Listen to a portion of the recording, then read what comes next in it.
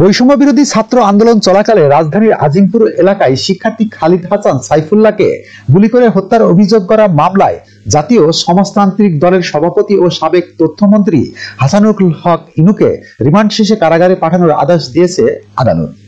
বৃহস্পতিবার 12 ডিসেম্বর তাকে আদালতে হাজির করা হয়। পরে মামলা তদন্ত কর্মকর্তা ও কোতোয়ালি জোনাল টিমের পুলিশ পরিদর্শক সাজ্জাদ হোসেন আসামিকে কারাগারে আটক রাখার আবেদন করেন। তার প্রেক্ষিতে ঢাকার মেট্রোপলিটন ম্যাজিস্ট্রেট মোহাম্মদ শেফাতুল্লাহর আদালতে সেটি মঞ্জুর করেন। এর আগে গত 8 নভেম্বর এ মামলায় হাসানুল হক ইনুর 4 দিনের রিমান্ড মঞ্জুর করেন আদালত। মামলার অভিযোগ সূত্রে জানা যায়, বৈষম্য বিরোধী ছাত্র আন্দোলন চলাকালে গত 18 জুলাই লালবাগের আজিমপুর সরকারি আবাসিক এলাকায় আইডিয়াল কলেজের প্রথম বর্ষের ছাত্র খালিদ হাসান সাইফুল্লাহ গুলিবিদ্ধ হয়ে মারা যান। এ ঘটনায় তার বাবা কামরুল হাসান 19 আগস্ট লালবাগ থানায় একটি হত্যা মামলা দায়ের করেন।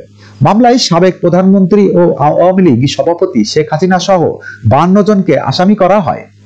প্রসঙ্গত, গত 26 আগস্ট বিকেলে রাজধানীর উত্তরা থেকে জাতীয় সমাজতান্ত্রিক দলের সভাপতি ও সাবেক তথ্যমন্ত্রী হাসানুল হক ইনুকে গ্রেপ্তার করা হয়। এরপর বিভিন্ন মামলায় কয়েক দফা তাকে রিমান্ডে নিয়ে জিজ্ঞাসাবাদ করা হয়। যখনকার খবর তখনই দেখতে চোখ রাখুন সুন 24 টিভিতে। চ্যানেলটি সাবস্ক্রাইব করুন।